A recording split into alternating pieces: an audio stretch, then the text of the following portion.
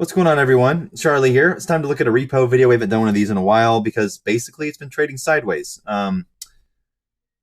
We are, as far as recent operations, starting from, let's just go with the beginning of this month. So start of the month, 1358, down to 1329, up to 1343, up to 1348, up to 1354, like not even a billion up. And then today we're at 1354, like literally the same amount.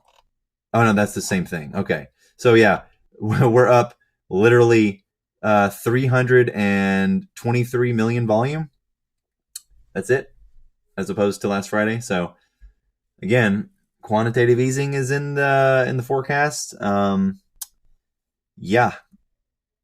And to all my members, man, we hit it today. We nailed it. Grosjean took off. Biggest day since sometime in June.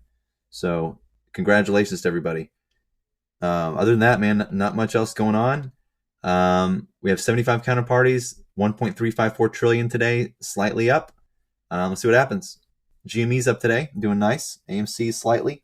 Let's see what happens. We got earnings for AMC, and yeah, jack to the tits.